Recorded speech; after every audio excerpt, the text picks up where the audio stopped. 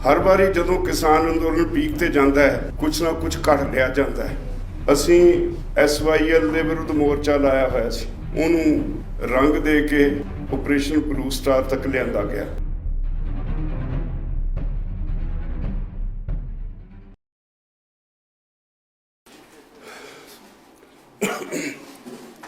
बहुत ही सत्कारयोग दोस्तों, बहुत अच्छा समागम रचिया जिहदे चों बहुत कुछ सीखण नूं मिलिया। मैं थोड़ा जिहा ऐड करना चाहांगा, मैं अपने एंगल तो ऐड करना चाहांगा। ऑपरेशन ब्लू स्टार दे पिछे एक एंगल ये भी सी भी 1984 विच फार्मर्स मूवमेंट पीक ते सी। असीं गवर्नर दा 7 दिन घिराव कीता सी, नक च दम करके सब कुछ मना के गए सी। 1 तो 7 मई तक पंजाब दीयां मंडियां दा बाईकाट कीता सी। कोई किसी मंडी ते बाहर किसी नूं रोकण वास्ते नहीं सी खड़िया। लोग अपने आप एक दाणा मंडियां विच नहीं लैके आए। जिहड़े हुक्मरान सी उन्हां नूं इस अंदोलन तो कंबनी छिड़ी सी। हर बारी जदों किसान अंदोलन पीक ते जाता है कुछ ना कुछ कढ़ लिया जाता है। उदों ही असी SYL ਦੇ ਵਿਰੁੱਧ ਮੋਰਚਾ ਲਾਇਆ ਹੋਇਆ ਸੀ। सरकार ਨੂੰ डर लगता सी भी ये मोर्चा जिस ढंग नाल लड़ रहे ने ये दूसरिया स्टेटां 'च भी फैलेगा और फिर स्टेट ਲਈ खतरा बनेगा। उन्होंने रंग दे के ऑपरेशन ब्लू स्टार तक लिया गया। अज फिर नवा इतिहास तुसी लिख रहे हो। किसान अंदोलन इस देश ਲਈ नवा इतिहास, सगों दुनिया ਲਈ ਇਹ पहला अंदोलन है जदों ਇੱਥੇ ਦੇ किसानों ने, ਇੱਥੇ ਦੇ लोगों ने कॉरपोरेट हाउसिस नाल मत्था लाया। ਤੁਹਾਨੂੰ लगता हो कि ਅਸੀਂ केंद्र सरकार नाल, मोदी सरकार नाल लड़ रहे हैं। सही अर्थों में असीं कॉरपोरेट्स नाल लड़ रहे हैं। मोदी का राज नहीं, राज असल में कॉरपोरेट्स है। इत्थे कुछ सज्जना ने जिक्र किया, मैं तुहाडी जानकारी लई ये दसां, ये मोर्चा 5 जून नूं पिछले साल शुरू नहीं होया। अक्तूबर 2017 च इतफाक सी भी नीति आयोग ने एक मीटिंग सद्दी जिहदे च मैनूं सद्दिया गया सी। वैसे लिखते रहे हैं बहुत कुछ, सरकार किधर नूं जा रही है, किवें सोचती है, पर उत्थे मैनूं लग्या भी बिल्ली थैलियों बाहर आ गई। वो सारी गिणी मिथी एक खेड सी नीति आयोग की। खेती च ग्रोथ रेट घट गया, इनू किवें इंप्रूव किया जाए, इस विषय ते चर्चा सी। उत्थे किसानां वल्लों असीं 3 सी। मैं रामपाल जाट राजस्थान तो, विजय जवंदिया महाराष्ट्र तो, बाकी सारे कॉरपोरेट हाउसिस के CEOs, कोई कॉरपोरेट हाउस का मालक ते साडे अफसर ते अर्थशास्त्री सन। मैं जिवें जिक्र किया भी ये सारा खेड गिणिया मिथ्या सी। सब तो पहले ही एक अर्थशास्त्री उठिया, उन्हें कहा जी ग्रोथ रेट घट गया, इनू इंप्रूव करने वास्ते इन्वेस्टमेंट चाहिए है। इन्वेस्टमेंट लिए किसानों के पल्ले तो कुछ है नहीं, ये तो खुदकुशियां करते हैं। कॉरपोरेट हाउसिस नूं रिक्वेस्ट करो भी वो खेती च इन्वेस्टमेंट करन। वो तो अगला बुलारा एक कॉरपोरेट हाउस का CEO सी। उन्हें 35 सट्टे सीधी सीधी गल रख दी भी we are ready to invest, पर साडियां कुछ शर्तां ने। शर्त यह है भी सानू 50 साल वास्ते 5-5, 7-7 हज़ार एकड़ के क्लस्टर बना के जमीन ठेके ते लैके दे दी जाए। असी सरकारी खजाने च ठेका जमा कर देंगे, तुसी मालक नूं दे दिओ, वो बाद विच साडे काम च नहीं दखल देणगे, असी आप खेती करावांगे। 50 साल लई लीज ते दे दिओ। 3 पुश्तां काम करन जोगियां बदल जांदियां 50 साल च। भुल ही जावांगे भी साडी भी कोई जमीन हुंदी सी, इदां समझिया करनगे तीसरी पीढ़ी वाले भी ये तो कोई सरकार वालों कोई ग्रांट है, ਜਿਹੜੀ ਸਾਨੂੰ ਮਿਲਦੀ ਆਉਂਦੀ ਹੈ, ਉਹਨੂੰ ਭੁੱਲ ਜਾਏਗਾ ਵੀ ਜ਼ਮੀਨ ਦਾ ਮੈਂ ਮਾਲਕ ਹਾਂ। ਤੁਹਾਡੀ ਕਲਚਰ ਬਦਲ ਜਾਏਗੀ, ਤੁਹਾਡਾ ਸਭ ਕੁਝ ਕਿੰਨਾ ਅਸਰ ਹੋਏਗਾ ਉਹ ਇੱਕ ਵੱਖਰੀ ਗੱਲ ਹੈ। ਪਰ ਉਹਨਾਂ ਨੇ ਕਿਹਾ ਭਈ ਜੇ ਕਿਸਾਨ ਨੇ ਕੰਮ ਕਰਨਾ ਹੈ ਤਾਂ ਭਾਵੇਂ ਆਪਣੇ ਖੇਤ 'ਚ ਕਰੇ, ਬਤੌਰ ਮਜ਼ਦੂਰ ਕਰੇ। ਉੱਥੋਂ ਸਾਨੂੰ ਇਗਨੋਰ ਕੀਤਾ ਗਿਆ ਨਾ। ਸਾਰੇ ਕੋਈ 100 ਦੇ ਕਰੀਬ ਬੰਦੇ ਸੀ ਉੱਥੇ ਬੋਲਣ ਵਾਲੇ। ਸਾਨੂੰ ਸਮਾਂ ਦੇਣ ਤੋਂ ਟਾਲ ਮਟੋਲ ਕੀਤੀ ਗਈ, ਲੜ ਝਗੜ ਕੇ ਸਮਾਂ ਲਿਆ। ਫਿਰ ਸਮਾਂ ਥੋੜ੍ਹਾ ਸੀ, ਇੱਕ ਕੌੜੀ ਜੀ ਗੱਲ ਮੈਂ ਕਹਿ ਕੇ ਆ ਗਿਆ। ਮੈਂ ਉਹਨਾਂ ਨੂੰ ਕਿਹਾ ਵੀ ਇੱਕ ਗੱਲ ਸਮਝ ਲਓ, ਤੁਸੀਂ ਬੜਾ ਸੁਇਸਾਈਡਲ ਸਟੈਪ ਲੈਣ ਜਾ ਰਹੇ ਹੋ। ਜੇ ਕਿਤੇ ਤੁਸੀਂ ਇਸ ਪਾਸੇ ਨੂੰ ਤੁਰ ਪਏ, ਪੰਜਾਬ ਤੇ ਹਰਿਆਣਾ 2 ਸਟੇਟਾਂ ਐਸੀਆਂ ਜਿੱਥੇ ਜੱਟ ਤੇ ਜਾਟ ਉਹਦੀ ਕਲਚਰ ਇੱਕੋ ਹੈ। ਜੇ ਤੁਸੀਂ ਉਹਦੇ ਕੋਲੋਂ ਜ਼ਮੀਨ ਲਓਗੇ ਨਾ ਇਸ ਤਰ੍ਹਾਂ, ਭਾਵੇਂ 2 ਕਿੱਲੇ ਦਾ ਮਾਲਕ ਹੈ, ਭਾਵੇਂ 20 ਕਿੱਲੇ ਦਾ ਮਾਲਕ ਹੈ, ਹਰੇਕ ਦੇ ਮੋਢੇ ਤੇ ਗੰਡਾਸਾ ਹੋਏਗਾ। ਤੁਹਾਡੇ ਸੰਭਾਲੇ ਨਹੀਂ ਜਾਣੇ ਇਹ। ਉਹ ਤੋਂ ਬਾਅਦ ਪਤਾ ਨਹੀਂ ਕੀ ਅੰਦਰ ਖਾਤੇ ਚੱਲਦਾ ਰਿਹਾ। ਮੈਨੂੰ ਕੁਝ ਹੋਇਆ ਵੀ ਇਹ ਹੁਣ ਜਿਹੜਾ ਹੁਣ ਤੇ ਅਸੀਂ ਕਹਿੰਦੇ ਆਏ ਹਾਂ ਉਸ ਪਾਸੇ ਨੂੰ ਤੁਰਨ ਲੱਗੇ ਨੇ, ਇਹਨੂੰ ਹੋਰ ਅੰਦਰੋਂ ਪੜ੍ਹੀਏ। ਜਿੰਨੇ ਕੁ ਡਾਕੂਮੈਂਟ ਜਿਹੜੇ ਸੋਰਸਿਸ ਤੋਂ ਮਿਲਦੇ ਰਹੇ, ਪੜ੍ਹਦੇ ਰਹੇ। ਮੈਂ 17 ਫਰਵਰੀ ਨੂੰ ਇੱਥੇ ਇੱਕ ਸੈਮੀਨਾਰ ਰੱਖਿਆ ਕਿਸਾਨ ਭਵਨ 'ਚ। ਸਾਰੀਆਂ ਪੰਜਾਬ ਦੀਆਂ ਪੋਲੀਟੀਕਲ ਪਾਰਟੀਆਂ ਦੀ ਲੀਡਰਸ਼ਿਪ, ਸੀਨੀਅਰ ਲੀਡਰਸ਼ਿਪ ਉੱਥੇ ਬੁਲਾਈ। ਮੇਰਾ ਸੁਭਾਅ ਰਿਹਾ, ਮੈਂ ਹਰ ਛਮਾਈ 5-7 ਮਹੀਨੇ ਬਾਅਦ ਇੱਕ ਕਦੇ ਕਿਸਾਨ ਪਾਰਲੀਮੈਂਟ, ਕਦੇ ਕੁਝ ਕਰਦਾ ਰਿਹਾ ਔਰ ਇਹਨਾਂ ਨੂੰ ਬੁਲਾ ਕੇ ਸਵਾਲ ਸੂਲ ਕਰਦੇ ਰਹਿੰਦੇ ਸੀ। ਤੇ ਮੈਂ ਇਹਨਾਂ ਸਾਰਿਆਂ ਨੂੰ ਜਿੰਨੇ ਕੁ ਮੇਰੇ ਕੋਲ ਡਾਕੂਮੈਂਟ ਸੀ ਉਹਨਾਂ ਦੀਆਂ ਫੋਟੋ ਕਾਪੀਆਂ ਕਰਾ ਕੇ ਸਾਰਿਆਂ ਨੂੰ ਦਿੱਤੀਆਂ ਵੀ ਪਹਿਲਾਂ ਪੜ੍ਹ ਲਓ। ਇੱਕ ਪ੍ਰਾਈਮ ਮਿਨਿਸਟਰ ਆਫਿਸ ਤੋਂ ਚਿੱਠੀ ਆਈ ਚੀਫ ਮਿਨਿਸਟਰ ਨੂੰ, ਇਹ ਜਨਵਰੀ 2020 ਦੀ ਗੱਲ ਹੈ। ਉਹ ਚਿੱਠੀ 'ਚ ਲਿਖਦੇ ਨੇ, ਜੇ ਅਸੀਂ ਤੁਹਾਡੀ ਕਣਕ ਝੋਨਾ ਨਾ ਖਰੀਦੀਏ ਤੇ ਮਾਰਕੀਟ ਫੋਰਸਿਸ ਦੇ ਰਹਿਮ ਤੇ ਛੱਡ ਦਿੱਤਾ ਜਾਏ, ਜਿਹੜਾ ਘਾਟਾ ਪਵੇ ਉਹ ਅਸੀਂ ਭਾਵੰਤਰ ਸਕੀਮ 'ਚ ਪੂਰਾ ਕਰ ਦਈਏ, ਕੀ ਤੁਸੀਂ ਸਹਿਮਤ ਹੋ? ਪੰਜਾਬ ਸਰਕਾਰ ਦੀ ਮਜਬੂਰੀ ਸੀ, ਇਹਨਾਂ ਨੇ ਕਹਿ ਦਿੱਤਾ ਨਹੀਂ ਅਸੀਂ ਸਹਿਮਤ ਨਹੀਂ। ਪਰ ਉਹ ਤੋਂ ਸਰਕਾਰ ਕਿੱਧਰ ਜਾਣਾ ਚਾਹੁੰਦੀ ਹੈ ਉਹ ਬੜਾ ਸਪਸ਼ਟ ਹੋ ਗਿਆ। ਤੇ ਮੈਂ ਸਾਰਿਆਂ ਨੂੰ ਕਾਗਜ਼ ਦੇ ਕੇ ਸਵਾਲ ਕੀਤੇ। ਜਦੋਂ ਸੁਨੀਲ ਜਾਖੜ ਹੋਰਾਂ ਦੀ ਵਾਰੀ ਆਈ, ਮੈਂ ਉਹਨਾਂ ਨੂੰ ਕਿਹਾ ਵੀ ਦੱਸੋ ਤੁਹਾਡੀ ਸਰਕਾਰ ਹੈ, ਕਿੰਨਾ ਕੁ ਦਬਾਅ ਹੈ, ਸਰਕਾਰ ਭੱਜਣ ਵਾਲੀ ਹੈ ਖਰੀਦ ਤੋਂ, ਔਰ ਕਦੋਂ ਇਹ ਜਿਹੜਾ ਨਵਾਂ ਮਾਡਲ ਹੈ ਖੇਤੀ ਦਾ ਕਾਰਪੋਰੇਟ ਮਾਡਲ, ਇਹ ਕਦੋਂ ਕੁਝ ਸ਼ੁਰੂ ਕੀਤਾ ਜਾ ਰਿਹਾ ਹੈ। ਉਹ ਫਸੇ ਜੇ ਮਹਿਸੂਸ ਕਰਦੇ ਸੀ। ਉਹਨਾਂ ਨੇ ਕਿਹਾ ਮੇਰੇ ਵੱਲ ਇਸ਼ਾਰਾ ਕਰਕੇ ਸਾਰੇ ਪੋਲੀਟੀਕਲ ਲੀਡਰਾਂ ਨੂੰ ਵੀ ਦੋਸਤੋ ਆਹ ਬੰਦਾ ਆਪਾਂ ਨੂੰ 6 ਮਹੀਨੇ ਬਾਅਦ ਇਕੱਠੇ ਕਰ ਲੈਂਦਾ, ਕੋਈ ਨਾ ਕੋਈ ਸਵਾਲ ਕਰਦਾ, ਆਪਾਂ ਉਲਟਾ ਸਿੱਧਾ ਜਵਾਬ ਦੇ ਕੇ ਤੁਰ ਜਾਂਦੇ ਹਾਂ। ਪਰ ਅੱਜ ਇਹਨੇ ਬੜਾ ਔਖਾ ਸਵਾਲ ਕਰਤਾ। ਮੇਰੀ ਤੁਹਾਨੂੰ ਬੇਨਤੀ ਹੈ ਵੀ ਹਾਲਾਤ ਇੱਦਾਂ ਦੇ ਬਣ ਚੁੱਕੇ, ਜੇ ਇਕੱਠੇ ਹੋ ਕੇ ਲੜਾਂਗੇ ਤਾਂ ਪੰਜਾਬ ਬਚੇਗਾ, ਨਹੀਂ ਪੰਜਾਬ ਡੁੱਬ ਜਾਏਗਾ। ਉਦੋਂ ਹੀ ਵਿਚਾਲੇ ਮਾਈਕ ਫੜ ਕੇ ਅਕਾਲੀ MP ਸਾਹਿਬ ਬਲਵਿੰਦਰ ਸਿੰਘ ਭੁੰਦੜ ਉਹ ਕਹਿੰਦੇ ਨੇ ਮੈਨੂੰ ਬੇਂਡੀ ਲਾਓ। ਹੁਣ ਮੋਰਚਾ ਚੱਲਦੇ ਨੂੰ ਸਾਲ ਹੀ ਹੋ ਗਿਆ ਤੇ ਮੈਨੂੰ ਨਹੀਂ ਲੱਭੇ ਕਿੱਥੋਂ ਲਾਈ ਬੇਂਡੀ ਉਹਨਾਂ ਨੂੰ। ਉਹ ਜੋ ਕੁਝ ਹੋਇਆ ਉਹ ਤੁਸੀਂ ਸਾਰਿਆਂ ਨੇ ਦੇਖ ਲਿਆ। ਤੋ ਇਹ ਬਹੁਤ ਪੁਰਾਣੀ ਘੜੀ ਹੋਈ ਇੱਕ ਸਾਜ਼ਿਸ਼ ਸੀ ਜਿਹਦੇ ਤਹਿਤ ਸਰਕਾਰ ਇਸ ਪਾਸੇ ਨੂੰ ਜਾ ਰਹੀ ਹੈ। ਜਿਸ ਤਰ੍ਹਾਂ ਤੁਸੀਂ ਇੱਥੇ ਗੱਲਾਂ ਕੀਤੀਆਂ, ਮੈਂ ਵੀ ਸਮਝਣ ਦੀ ਕੋਸ਼ਿਸ਼ ਕੀਤੀ ਹੈ। ਇਹ ਬਿਲਕੁਲ ਦਰੁਸਤ ਹੈ। ਜੇ ਕੋਈ ਦੁਨੀਆ ਵਿੱਚ ਕੋਈ ਇਕਾਈ ਸਭ ਤੋਂ ਵਾਇਲੈਂਟ ਹੈ ਤਾਂ ਉਹ ਸਟੇਟ ਹੈ। ਸਟੇਟ ਹਮੇਸ਼ਾ ਵਾਇਲੈਂਟ ਹੁੰਦੀ ਹੈ।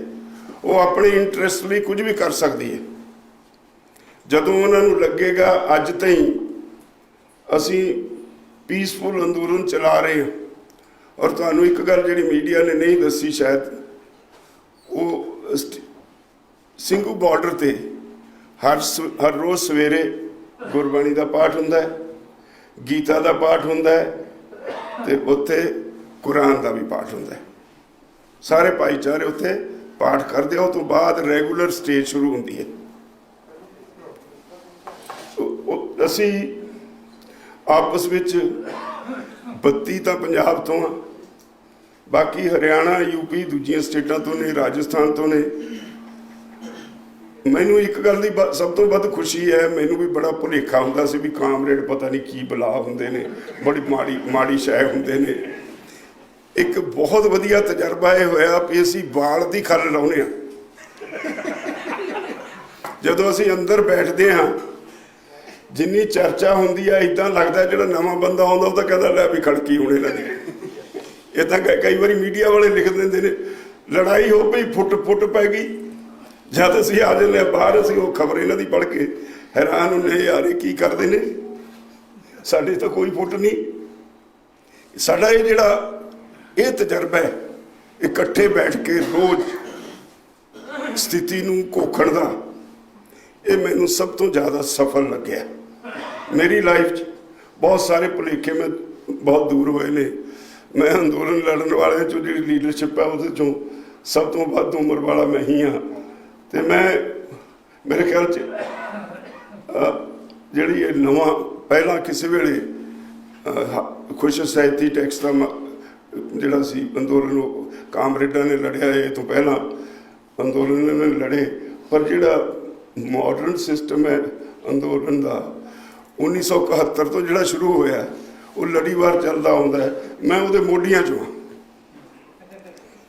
ਸਭ ਤੋਂ ਪਹਿਲਾਂ ਯੂਨੀਅਨ ਅਸੀਂ ਬਣਾਈ, ਫਿਰ ਦੇਸ਼ ਦੇ ਦੂਜੇ ਸੂਬਿਆਂ 'ਚ ਗਏ, ਉੱਥੇ ਜਾ ਕੇ ਸਾਰਿਆਂ ਨਾਲ ਤਾਲਮੇਲ ਕਰਕੇ ਸ਼ਰਦ ਜੋਸ਼ੀ, ਪ੍ਰੋਫੈਸਰ ਨੰਜੂਦਾਸ ਸਵਾਮੀ, ਨਾਰਾਇਣ ਸਵਾਮੀ ਨਾਇਡੂ, ਇਹੋ ਜਿਹੇ ਪੁਰਾਣੇ ਲੀਡਰ ਜਿਹੜੇ ਕਮਿਟਡ ਸੀ ਕਾਜ਼ ਨਾਲ, ਜਿਹੜੇ ਅੱਜ ਨਹੀਂ ਸਾਡੇ ਵਿੱਚ, ਅਤੇ ਉਹਨਾਂ ਸਾਰਿਆਂ ਨਾਲ ਕੰਮ ਕੀਤਾ, ਸਾਰਿਆਂ ਨੂੰ ਇਕੱਠੇ ਕਰਨ ਦਾ ਕੰਮ ਕੀਤਾ।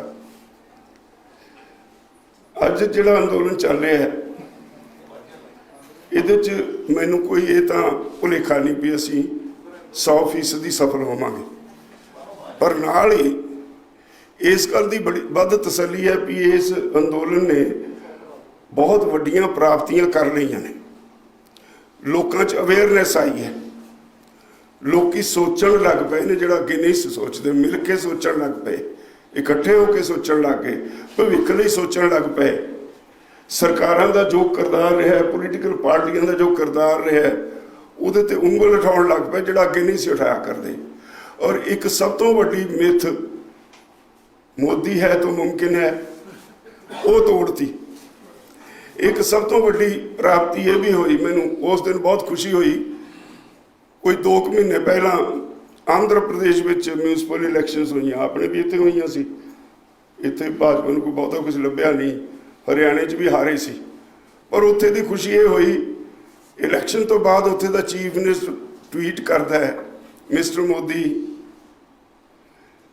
ਆ ਜਿਹੜਾ ਕਿਸਾਨ ਅੰਦੋਲਨ ਚੱਲਦਾ ਹੈ, ਇਹਨੇ ਆਂਧਰਾ ਪ੍ਰਦੇਸ਼ ਵਿੱਚ ਮਿਊਨਿਸਪਲ ਚੋਣਾਂ ਵਿੱਚ ਤੇਰਾ ਹਿੰਦੂਤਵ ਦਾ ਏਜੰਡਾ ਰੋਲ ਕੇ ਰੱਖ ਦਿੱਤਾ।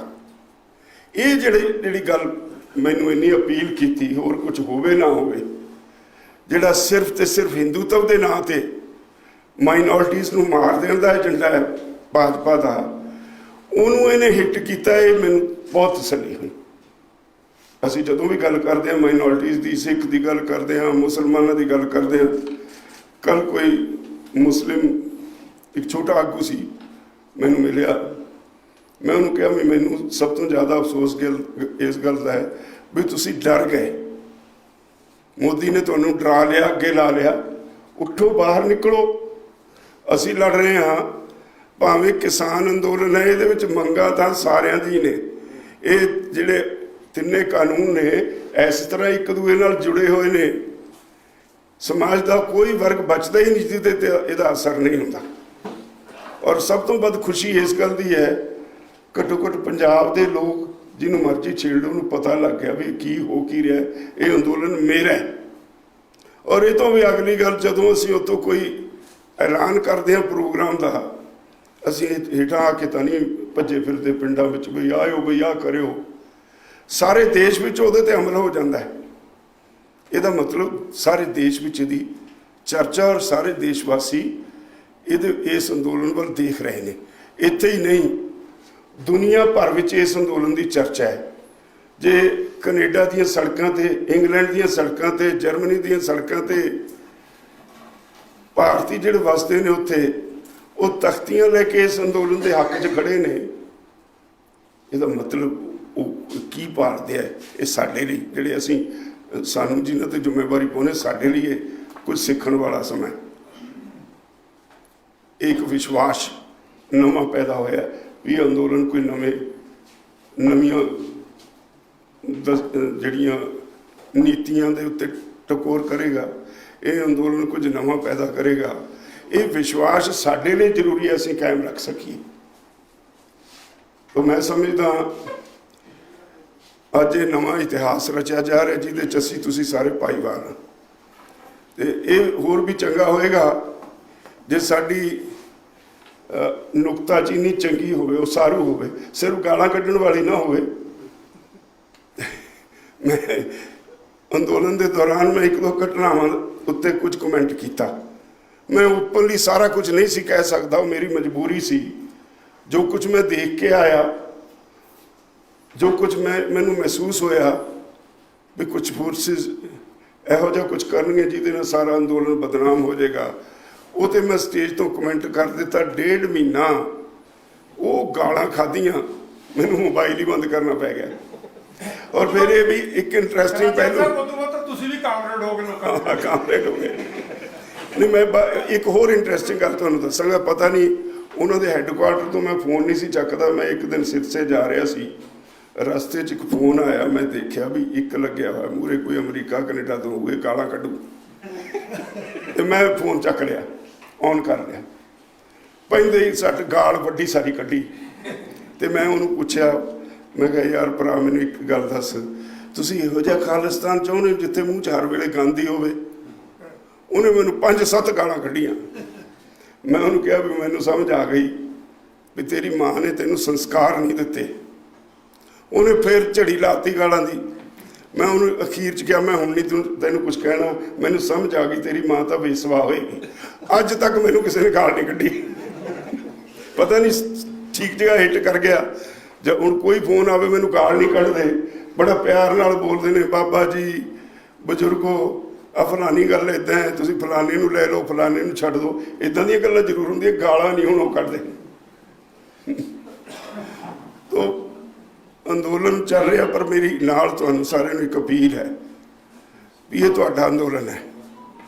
ਕ੍ਰਿਟਿਸਿਜ਼ਮ ਹੋਣਾ ਚਾਹੀਦਾ, ਕ੍ਰਿਟਿਸਿਜ਼ਮ ਸੇਕ ਨਹੀਂ ਹੋਣਾ ਚਾਹੀਦਾ। ਸਾਨੂੰ ਕੁਝ ਸਮਝਾਉਣ ਲਈ ਹੋਣਾ ਚਾਹੀਦਾ, ਜਦੋਂ ਅਸੀਂ ਸਿੱਖ ਕੇ ਜੇ ਸਾਡੇ ਕੋਲ ਗਲਤੀ ਹੁੰਦੀ ਹੈ ਅਸੀਂ ਆਪਣੇ ਆਪ ਨੂੰ ਦਰੁਸਤ ਕਰ ਸਕੀਏ। ਇੱਕ ਦੂਸਰੀ ਗੱਲ ਮੈਨੂੰ ਇਹ ਨਹੀਂ ਹਜ਼ਮ ਹੁੰਦੀ, ਸ਼ਾਇਦ ਨਾ ਕਦੇ ਵੀ ਹੋਵੇ, ਵੀ ਇਸ ਅੰਦੋਲਨ ਨੂੰ ਸਿਰਫ ਇੱਕ ਧਰਮ ਦਾ ਅੰਦੋਲਨ ਨਾ ਬਣਾਇਆ ਜਾਏ। ਇਹ ਸਿੱਖ ਅੰਦੋਲਨ ਨਹੀਂ, ਇਹ ਕਿਸਾਨ ਅੰਦੋਲਨ ਹੈ। ਕਿਸਾਨ ਸਿੱਖ ਵੀ ਹੈ, ਹਿੰਦੂ ਵੀ ਹੈ, ਮੁਸਲਿਮ ਵੀ ਹੈ। ਔਰ ਤਾਂ ਹੀ ਮੈਂ ਸਮਝਦਾ ਜੇ ਇਹ ਕਿਸਾਨ ਅੰਦੋਲਨ ਰਿਹਾ ਤਾਂ ਹੀ ਕੇਂਦਰ 'ਤੇ ਦਬਾਅ ਵੱਧਦਾ ਹੈ। ਔਰ ਇਸੇ ਨਾਲ ਅਸੀਂ ਕੁਝ ਨਵਾਂ ਨੀਤੀਆਂ ਦੇ ਵਿੱਚ ਤਬਦੀਲੀ ਲਿਆ ਸਕਾਂਗੇ। ਬਹੁਤ ਕੁਝ ਜ਼ਰੂਰਤ ਹੈ, ਸਾਡੀਆਂ ਆਪੋ ਆਪਣਾ ਸੋਚਣ ਦਾ ਢੰਗ ਹੈ। ਲੋੜਾਂ ਬਹੁਤ ਨੇ, ਪੰਜਾਬ ਦੀਆਂ ਲੋੜਾਂ ਵੀ ਨੇ, ਸਾਰੇ ਦੇਸ਼ ਦੀਆਂ ਲੋੜਾਂ ਵੀ ਨੇ। ਇਹਦੇ 'ਚ ਕੋਈ ਦੋ ਰਾਹ ਨਹੀਂ ਵੀ ਅੱਜ ਦੀ ਰਾਜਨੀਤੀ ਨਹੀਂ ਰਹੀ, ਇਹ ਵਪਾਰ ਹੈ। ਲੋਕ ਆਉਂਦੇ ਹੀ ਇਸ ਕਰਕੇ ਨੇ ਵੀ ਇੱਕ ਵਾਰੀ ਇਨਵੈਸਟਮੈਂਟ ਕਰ ਲਓ, ਕਿਸੇ ਤਰੀਕੇ ਦਾ ਲੱਗ ਜੇ, ਟਿਕਟ ਮਿਲ ਜੇ, ਪੈਸੇ ਖਰਚੋ, MLA ਬਣ ਜਾਓ, ਝੂਠ ਬੋਲੋ, ਸੱਚ ਬੋਲੋ, ਕੁਝ ਹੋਵੇ। MLA ਬਣ ਗਏ, 5 ਸਾਲ ਲੋਕਾਂ ਦੇ ਹੱਥ ਬਣਾਓ ਔਰ ਰੱਜ ਕੇ ਪੈਸੇ ਕਮਾਓ, ਲੋਕਾਂ ਦੀ ਕੋਈ ਪਰਵਾਹ ਨਹੀਂ। ਅੱਜ ਇੱਦਾਂ ਦਾ ਸਟੱਫ ਪੋਲੀਟਿਕਸ ਦੇ ਵਿੱਚ ਹੈ। ਇਹ ਸਟੱਫ ਲੱਭਣ ਦੀ ਲੋੜ ਹੈ। ਇਮਾਨਦਾਰ ਲੋਕਾਂ ਦੀ ਕਮੀ ਨਹੀਂ, ਸੇਵਾ ਕਰਨ ਵਾਲੇ ਲੋਕਾਂ ਦੀ ਕਮੀ ਨਹੀਂ, ਪਰ ਜਿੱਦਾਂ ਦਾ ਆਲਾ ਦੁਆਲਾ ਸਾਡਾ ਬਣ ਗਿਆ, ਜਿਸ ਤਰ੍ਹਾਂ ਦਾ ਪੋਲੀਟਿਕਸ ਦਾ ਪ੍ਰਭਾਵ ਬਣ ਗਿਆ, ਜਿੰਨੀ ਇਨਵੈਸਟਮੈਂਟ ਪੋਲੀਟੀਕਲ ਪਾਰਟੀਆਂ ਕਰਦੀਆਂ, ਉਹ ਤੋਂ ਜਿਹੜਾ ਸੇਵਾ ਕਰਨ ਵਾਲਾ ਐਲੀਮੈਂਟ ਹੈ ਉਹ ਡਿਸਕਰੇਜ ਜਿਹਾ ਲੱਗਦਾ ਹੈ, ਉਹ ਚੁੱਪ ਜਿਹਾ ਹੋ ਜਾਂਦਾ ਹੈ। ਇਹ ਸਾਨੂੰ ਆਪ ਸਭ ਨੂੰ ਉਭਾਰਨਾ ਪਏਗਾ। ਤੁਹਾਡੇ ਵਿੱਚੋਂ ਹੀ ਨਿਕਲਣਗੇ, ਪਰ ਉਹਨਾਂ ਨੂੰ ਜਿਹੜੇ ਕੁਝ ਕਰਨ ਵਾਲੇ ਨੇ ਉਹਨਾਂ ਨੂੰ ਉਭਾਰਨ ਦਾ ਕੰਮ ਸਾਰੇ ਲੋਕਾਂ ਨੂੰ ਹੀ ਕਰਨਾ ਪਏਗਾ। ਔਰ ਜਿੰਨੀ ਦੇਰ ਤੱਕ ਇਹ ਨਹੀਂ ਕਰਾਂਗੇ, ਇਹ ਜਿਹੜੀਆਂ ਜੋਕਾਂ ਸਾਨੂੰ ਚਿੰਬੜੀਆਂ, ਇਹਨਾਂ ਤੋਂ ਖਹਿੜਾ ਨਹੀਂ ਛੁੱਟਣਾ। ਇਹ ਪਤਾ ਨਹੀਂ ਕਿੰਨੀ ਦੇਰ ਤੱਕ ਸਾਨੂੰ ਹਿੰਦੂ ਸਿੱਖ ਦੇ ਨਾਂ 'ਤੇ ਲੜਾਈ ਜਾਣਗੇ, ਹਿੰਦੂ ਮੁਸਲਮਾਨ ਦੇ ਨਾਂ 'ਤੇ ਲੜਾਈ ਜਾਣਗੇ, ਅਸੀਂ ਮਾਈਨੋਰਟੀਜ਼ ਦਾ ਰੌਲਾ ਪਾਉਂਦੇ ਰਹਾਂਗੇ। ਔਰ ਉਹਨਾਂ ਦਾ ਕੰਮ ਚੱਲਦਾ ਰਹੇਗਾ। ਸਾਰੀ ਤਾਕਤ ਇੱਕ ਵਾਰੀ ਉਹਨਾਂ ਦੇ ਹੱਥ 'ਚ ਆ ਜਾਂਦੀ ਹੈ, ਫਿਰ ਡੰਡਾ ਜਿਹੜਾ ਤਾਕਤ ਦਾ ਡੰਡਾ ਉਹਨਾਂ ਦੇ ਕੋਲ ਆ, ਉਹਦੇ ਨਾਲ ਸਾਨੂੰ ਹੱਕੀ ਜਾਂਦੇ ਹੈ ਤੇ ਲੋਕਾਂ ਨੂੰ ਇਨਸਾਫ ਮਿਲਦਾ ਨਹੀਂ। ਤੇ ਇਸੇ ਤਰ੍ਹਾਂ ਦੇ ਸੈਮੀਨਾਰ ਹੋ ਕੇ ਗੱਲ ਖਤਮ ਹੋ ਜਾਂਦੀ ਹੈ। ਮੈਂ ਉਮੀਦ ਕਰਦਾ ਇੱਥੇ ਜਿਸ ਤਰ੍ਹਾਂ ਦੇ ਸਾਰੇ ਸੁਹਿਰਦ ਸੱਜਣ ਜੁੜੇ ਹੈ, ਇਸ ਗੱਲ ਨੂੰ ਅੱਗੇ ਲੋਕਾਂ 'ਚ ਲੈ ਕੇ ਜਾਈਏ ਤਾਂ ਨਤੀਜਾ ਅੱਛਾ ਨਿਕਲੇਗਾ। ਅਸੀਂ ਆਪਣੇ ਵੱਲੋਂ ਇਮਾਨਦਾਰੀ ਨਾਲ ਲੱਗੇ ਹੋਏ ਹਾਂ। ਅਸੀਂ ਉਹ ਲੋਕਾਂ, ਰੁਲਦੂ ਸਿੰਘ ਬੈਠਾ ਹੈ, ਇਹਨੇ ਵੀ ਤਕਰੀਬਨ ਮੇਰੇ ਨਾਲ 5-4 ਸਾਲ ਘੱਟ ਲਾਏ ਹੋਣੇ ਨੇ, ਇਹਨੇ ਵੀ ਸਾਰੀ ਉਮਰ ਇੱਧਰ ਲਾਤੀ। ਨੱਤ ਸਾਹਿਬ ਬੈਠੇ ਨੇ, ਇਹਨਾਂ ਨੇ ਆਪਣੇ ਫੀਲਡ ਸਾਰੀ ਉਮਰ ਲਾਤੀ। ਤੇ ਜਦੋਂ ਹੁਣ ਸਾਰੇ ਲੋਕ ਇੱਕ ਦੂਜੇ ਨੂੰ ਸਮਝਣ ਲੱਗੇ ਹੈ, ਇਹ ਮੈਂ ਸਮਝਦਾ ਇਹ ਟੁੱਟਣੀ ਨਹੀਂ ਚਾਹੀਦੀ ਸਮਝ, ਇਹ ਹੋਰ ਮਜ਼ਬੂਤ ਹੋਣੀ ਚਾਹੀਦੀ ਹੈ। ਅਸੀਂ ਇੱਕ ਦੂਜੇ ਕੋਲੋਂ ਸਿੱਖੀਏ ਔਰ ਜੋ ਕੁਝ ਸਮਾਜ ਨੂੰ ਚਾਹੀਦਾ, ਜੋ ਕੁਝ ਦੇਸ਼ ਨੂੰ ਚਾਹੀਦਾ। ਮੈਂ ਇੱਕ ਗੱਲ ਕਹਿ ਕੇ ਖਿਮਾ ਚਾਹਾਂਗਾ। ਮੈਂ ਇੱਕ ਵਾਰੀ ਜਦੋਂ ਪਹਿਲੀ ਵਾਰੀ ਵਿਦੇਸ਼ ਗਿਆ, ਕੋਈ 25-26 ਸਾਲ ਪੁਰਾਣੀ ਗੱਲ ਹੈ, ਮੈਂ ਜਦੋਂ ਏਅਰਪੋਰਟ 'ਤੇ ਉਤਰਿਆ, ਮੇਰੇ ਸੱਜਣ ਦਾ ਬੇਟਾ ਉੱਥੇ ਇਮੀਗ੍ਰੇਸ਼ਨ ਸੀ, ਉਹ ਜਿਹੜੀ ਮੋਹਰ ਜੀ ਲਾਉਂਦੇ ਨੇ ਪਾਸਪੋਰਟ 'ਤੇ ਲਾਈਨ ਲਵਾ ਕੇ, ਤੇ ਜਦੋਂ ਮੇਰਾ ਪਾਸਪੋਰਟ ਦੇਖਿਆ, ਪਹਿਲਾਂ ਤਾਂ ਸਿਰ ਸਿੱਟ ਕੇ ਮਲਾਈ ਜਾਂਦਾ ਸੀ ਮੋਹਰਾਂ, ਮੇਰਾ ਪਾਸਪੋਰਟ ਦੇਖ ਕੇ ਸਿਰ ਚੱਕ ਕੇ ਕਹਿੰਦਾ, ਅੰਕਲ ਕੀ ਦੇਖ ਕੇ ਆਏ ਹੋ ਬਾਹਰੋਂ? ਉਹ ਮੈਂ ਕਿਹਾ ਮੋਹਰ ਲਾ, ਮੈਨੂੰ ਜਾਣਦੇ, ਆਪਾਂ ਘਰ ਬਹਿ ਕੇ ਕਰੀ ਜਾਵਾਂਗੇ ਗੱਲਾਂ। ਨਾ ਹਟਿਆ। ਮੈਂ ਉਹਨੂੰ ਇੱਕ ਗੱਲ ਕਹੀ ਸੀ ਵੀ ਮੈਨੂੰ ਲੱਗਿਆ ਹੈ ਕੁਦਰਤ ਨੇ ਸਾਡੇ ਦੇਸ਼ ਨੂੰ ਸਭ ਤੋਂ ਵੱਧ ਦਿੱਤਾ ਹੈ, ਸਾਨੂੰ ਲੀਡਰਸ਼ਿਪ ਮਾੜੀ ਦੇ ਦਿੱਤੀ। ਕੁਦਰਤ ਨੇ ਜਿਨ੍ਹਾਂ ਨੂੰ ਅਸੀਂ ਡਿਵੈਲਪ ਕੰਟਰੀਜ਼ ਕਹਿੰਦੇ ਹਾਂ, ਉਹਨਾਂ ਨੂੰ ਇੰਨਾ ਕੁਝ ਨਹੀਂ ਦਿੱਤਾ ਜਿੰਨਾ ਕੁਝ ਸਾਨੂੰ ਦਿੱਤਾ। ਉੱਥੇ ਚੰਗੀ ਲੀਡਰਸ਼ਿਪ, ਸਭ ਕੁਝ ਡਿਵੈਲਪ ਕਰਤਾ। ਸਾਡੇ ਕੋਲ ਸਭ ਕੁਝ ਹੁੰਦਿਆਂ ਹੋਇਆਂ ਵੀ ਸਾਡੇ ਲੀਡਰ ਤਾਂ ਡਿਵੈਲਪ ਹੋ ਗਏ, ਅਸੀਂ ਦੇਸ਼ ਬਰਬਾਦ ਕਰਤਾ। ਤੋ ਅੱਜ ਮੈਨੂੰ ਲੱਗਦਾ ਅੱਜ ਵੀ ਉਹੀ ਗੱਲ ਹੈ, ਉਹੀ ਸਥਿਤੀ ਹੈ। ਜਿਹੜਾ ਰਾਜਨੀਤੀ 'ਚ ਆ ਜਾਂਦਾ, ਉਹ ਪੁਸ਼ਤਾਂ ਦੀਆਂ ਰੋਟੀਆਂ ਇਕੱਠੀਆਂ ਕਰ ਜਾਂਦਾ ਹੈ ਤੇ ਲੋਕਾਂ 'ਤੇ ਧੌਂਸ ਜਮਾ ਲੈਂਦਾ ਹੈ। ਜਿੰਨੀ ਦੇਰ ਤੱਕ ਇਹ ਧੌਂਸ ਜਮਾਉਣ ਵਾਲਿਆਂ ਤੋਂ ਖਹਿੜਾ ਨਹੀਂ ਚਾਹੁੰਦੇ, ਦੇਸ਼ ਦਾ ਕੁਝ ਨਹੀਂ ਬਣਨਾ। ਮੈਂ ਉਮੀਦ ਕਰਦਾ ਹੁਣ ਇਸ ਅੰਦੋਲਨ ਨੇ ਆਸ ਜਗਾਈ ਹੈ ਸਾਰੇ ਦੇਸ਼ ਵਿੱਚ। ਇੱਥੇ ਪੰਜਾਬ ਹਰਿਆਣੇ 'ਚ ਨਹੀਂ, ਪੰਜਾਬ ਹਰਿਆਣਾ ਪਹਿਲੇ ਨੰਬਰ 'ਤੇ ਪੰਜਾਬ ਰਿਹਾ। ਪੰਜਾਬ ਇਹਦਾ ਧੁਰਾ ਹੈ, ਅੰਦੋਲਨ ਦਾ ਧੁਰਾ ਰਹੇਗਾ। ਪੰਜਾਬ ਦੀ ਲੀਡਰਸ਼ਿਪ ਨੂੰ ਕੋਈ ਚਿੰਤਾ ਨਹੀਂ, ਉਹਨਾਂ ਨੂੰ ਪਤਾ ਹੈ, ਫਖਰ ਹੈ ਵੀ ਜਿੰਨੇ ਪੰਜਾਬੀ ਪਿੱਛੇ ਸਾਡੇ ਬੈਠੇ ਨੇ, ਅਸੀਂ ਕੁਝ ਵੀ ਕਹਿ ਰਹੇ ਹਾਂ, ਤੁਸੀਂ ਸਾਡੇ ਮਗਰ ਧਿਰ ਬਣ ਕੇ ਖੜੇ ਹੋ। ਤੁਹਾਡੇ ਤੇ ਕੋਈ ਅਸੀਂ ਕਦੇ ਸੋਚਦੇ ਵੀ ਨਹੀਂ, ਸਾਨੂੰ ਸ਼ੱਕ ਵੀ ਨਹੀਂ ਹੁੰਦਾ। ਹਰਿਆਣੇ 'ਚ ਦੂਜੇ ਨੰਬਰ 'ਤੇ ਹੋ ਗਿਆ। ਉਹ ਵਾਇਲੈਂਟ ਪ੍ਰਵਿਰਤੀ ਦੇ ਲੋਕ ਨੇ, ਸਾਨੂੰ ਉਹਨਾਂ ਨੂੰ ਸੰਭਾਲਣਾ ਬੜਾ ਔਖਾ ਹੁੰਦਾ। ਨਹੀਂ, ਉੱਥੇ ਕੁਝ ਦਾ ਕੁਝ ਕਰਦੇ ਨੇ। ਅਸੀਂ ਬਹੁਤ ਕੁਝ ਦੇਖ ਚੁੱਕੇ ਹਾਂ ਪੰਜਾਬ 'ਚ, ਅਸੀਂ ਸਰਕਾਰ ਦਾ ਵਾਇਲੈਂਸ ਝੱਲ ਚੁੱਕੇ ਹਾਂ। ਉਹਦੇ ਕਰਕੇ ਸ਼ਾਇਦ ਪੀਸਫੁਲ ਰਹਿ ਕੇ ਮੂਵਮੈਂਟ ਚਲਾਉਣੀ ਸਿੱਖ ਗਏ। ਹਰਿਆਣੇ ਨੇ ਹਾਲੇ ਸਾਡੇ ਵਾਲਾ ਧੱਕਾ ਨਹੀਂ ਦੇਖਿਆ, ਉੱਥੇ ਗਰਮੀ ਵੱਧ ਹੈ। ਤੇ ਯੂਪੀ ਦਾ ਹਾਲੇ ਵੈਸਟਰਨ ਯੂਪੀ ਵਧੀਆ ਚੱਲਿਆ ਹੈ। ਯੂਪੀ 'ਚ ਇੱਕ ਚਰਚਾ ਹੋ ਗਈ, ਉਹਦਾ ਨਤੀਜਾ ਹੋਇਆ ਹੈ ਪੰਚਾਇਤ ਇਲੈਕਸ਼ਨ ਆਮ ਤੌਰ ਤੇ ਜਿਹਦੀ ਸਰਕਾਰ ਹੋਵੇ, ਉਹ ਦੱਸੋ ਜੀ ਸਰਪੰਚ ਵਾਲੀ ਗੱਲ, ਜਿਹਦੀ ਸਰਕਾਰ ਹੋਵੇ ਉਹਦੀ ਹੀ ਪੰਚਾਇਤ ਇਲੈਕਸ਼ਨ 'ਚ ਉਹਦੀ ਜਿੱਤ ਹੁੰਦੀ ਹੈ। ਇਸ ਵਾਰੀ ਕਮਾਲ ਇਹ ਹੋਇਆ ਭਈ ਉੱਥੇ ਲੋਕ ਆ ਕੇ ਧਰਨੇ ਤੇ ਬਹਿੰਦੇ ਨੇ। ਯੂਪੀ ਦੇ ਥੋੜੇ ਥੋੜੇ ਹਿੱਸੇ 'ਚੋਂ ਆਉਂਦੇ ਨੇ, ਵੈਸਟਰਨ ਯੂਪੀ 'ਚੋਂ ਆਉਂਦੇ ਨੇ ਜਾਂ ਉੱਤਰਾਖੰਡ 'ਚੋਂ ਆਉਂਦੇ ਨੇ। ਅਸੀਂ ਕੋਈ ਪ੍ਰਚਾਰ ਕਰਨ ਨਹੀਂ ਗਏ। 3050 ਸੀਟਾਂ ਸੀ ਜ਼ਿਲ੍ਹਾ ਪ੍ਰੀਸ਼ਦ ਦੀਆਂ, ਜਿਹਦੇ ਵਿੱਚੋਂ 1150 ਬੰਦੇ ਐਸੇ ਸੀ ਜਿਨ੍ਹਾਂ ਨੇ, ਸਾਨੂੰ ਹੁਣ ਪਤਾ ਲੱਗਦਾ, ਪਹਿਲਾਂ ਪਤਾ ਹੀ ਨਹੀਂ ਸੀ, ਉਹਨਾਂ ਨੇ ਆਪਣੇ ਆਪ ਨੂੰ ਸੰਯੁਕਤ ਕਿਸਾਨ ਮੋਰਚੇ ਦੇ ਕੈਂਡੀਡੇਟ ਕਰਕੇ ਪੇਪਰ ਭਰਤੇ। ਚੋਣ ਨਿਸ਼ਾਨ ਸਾਹਿਬ ਨੇ ਟਰੈਕਟਰ ਲੈ ਲਿਆ, 1150 ਜਿੱਤ ਗਏ। ਔਰ ਉੱਥੇ ਬੀਜੇਪੀ ਨੂੰ 27% ਸੀਟਾਂ ਮਿਲੀਆਂ। ਬੜੀ ਕਰਾਰੀ ਹਾਰ ਹੋਈ ਹੈ। ਉਹ ਤੋਂ ਅੱਜ ਮੋਦੀ ਸਰਕਾਰ ਨੂੰ ਚਿੰਤਾ ਹੋਈ ਹੈ, ਕਿਉਂਕਿ ਪ੍ਰਧਾਨ ਮੰਤਰੀ ਦੀ ਕੁਰਸੀ ਵੱਲ ਨੂੰ ਯੂਪੀ ਵਿੱਚ ਹੀ ਹੋ ਕੇ ਜਾਣਾ ਪੈਂਦਾ ਹੈ। ਤੋ ਇਸ ਕਰਕੇ ਉਹਨਾਂ ਨੂੰ ਫਿਕਰ ਪਿਆ। ਹੁਣ ਅਸੀਂ ਅਗਲਾ ਟਾਰਗੇਟ ਬਣਾਇਆ ਹੈ ਬਈ ਅਸੀਂ ਯੂਪੀ 'ਚ 85 ਸੀਟਾਂ ਨੇ, ਯੂਪੀ ਦੇ ਉੱਤਰਾਖੰਡ ਦੀਆਂ। ਆ ਕੋਵਿਡ ਕਰਕੇ ਰੁਕੇ ਹੋਏ ਆ। ਕੋਵਿਡ ਤੋਂ ਬਾਅਦ ਜਦੋਂ ਥੋੜ੍ਹਾ ਜਿਹਾ ਠੱਲਿਆ, ਅਸੀਂ ਇੱਕ ਵੱਡੀ ਰੈਲੀ ਵੈਸਟਰਨ ਯੂਪੀ 'ਚ ਕਰਕੇ 85 ਦੇ 85 ਹਲਕਿਆਂ ਵਿੱਚ ਅਸੀਂ ਟਿਕਾਇਤ ਉਹਨਾਂ ਨੂੰ ਕਿਹਾ ਵੀ ਤਕੜੇ ਹੋ, ਸਾਰੇ ਰਲ ਕੇ 85 ਹਲਕਿਆਂ ਵਿੱਚ ਵੱਡੀਆਂ ਵੱਡੀਆਂ ਕਿਸਾਨ ਰੈਲੀਆਂ ਕਰਕੇ ਇਹਨਾਂ ਦੀ ਉੱਥੇ ਜੜ ਪੱਟੀਏ। ਔਰ ਇਹੀ ਨਹੀਂ, ਇਹ ਤੋਂ ਬਾਅਦ ਬਾਕੀ ਸਟੇਟਾਂ ਵਿੱਚ ਵੀ, ਬੰਗਾਲ ਪਹਿਲਾਂ ਇਹਨਾਂ ਨੂੰ ਚਾੜਾ ਛਕਾਇਆ, यूपी च थोड़ा छका चुके ते वड्डा ਇਹ ਤੋਂ ਬਾਅਦ ਇਸ ਜਦੋਂ ਸ਼ੁਰੂ ਹੋਇਆ ਕੋਵਿਡ ਦੇ ਬਾਅਦ ਵੱਡਾ ਚਾਟਾ यूपी 'ਚ ਵੀ ਅਸੀਂ ਛਕਾ ਦਿਆਂਗੇ। ਇਹਦੇ ਨਾਲ ਜਿਹੜੀ ਅਵੇਅਰਨੈਸ ਅੱਗੇ ਵਧ ਰਹੀ ਹੈ। ਇੱਕ ਜਿਹੜਾ यूपी ਵਿੱਚ ਮੈਂ ਮਹਿਸੂਸ ਕਰਦਾ, ਮੁਸਲਿਮ ਵਰਗ ਬੈਠਾ ਸੀ ਦਬਿਆ ਹੋਇਆ यूपी ਵਾਲੇ ਅੰਦੋਲਨ ਤੋਂ ਬਾਅਦ, ਉਹ ਹੁਣ ਸਿਰ ਚੱਕਣ ਲੱਗਿਆ, ਉਹ ਆਉਣ ਲੱਗਿਆ ਬਾਹਰ। यूपी ਵਿੱਚ ਵੀ ਜਿਹੜੇ ਕੇਂਦਰੀ ਮੰਤਰੀ ਨੇ ਉਹਨਾਂ ਦਾ ਹਰ ਜਗ੍ਹਾ ਵਿਰੋਧ ਹੋਣਾ ਸ਼ੁਰੂ ਹੋ ਗਿਆ। ਇਹ ਇੱਕ ਬਹੁਤ ਮੈਨੂੰ ਲੱਗਦਾ ਹੈ ਇਸ ਅੰਦੋਲਨ ਦੀ ਵੱਡੀ ਪ੍ਰਾਪਤੀ ਹੈ, ਔਰ ਇਹ ਵੱਡੀ ਪ੍ਰਾਪਤੀ ਹੈ ਵੀ ਦੇਸ਼ ਦੇ ਕਿਸੇ ਵੀ ਕੋਨੇ 'ਚ ਬੈਠੇ ਨੇ ਕਿਸਾਨ, ਸਾਡੀਆਂ ਆਪਣੀਆਂ ਮਜਬੂਰੀਆਂ ਨੇ। ਜੇ ਕਿਸੇ ਨੂੰ ਕਹੀਏ ਵੀ ਤਾਮਿਲਨਾਡੂ 'ਚੋਂ ਆ ਕੇ ਇੱਥੇ ਵੱਡੀ ਗਿਣਤੀ 'ਚ ਬਹਿ ਜਾਓ, ਉਹ ਸੰਭਵ ਨਹੀਂ।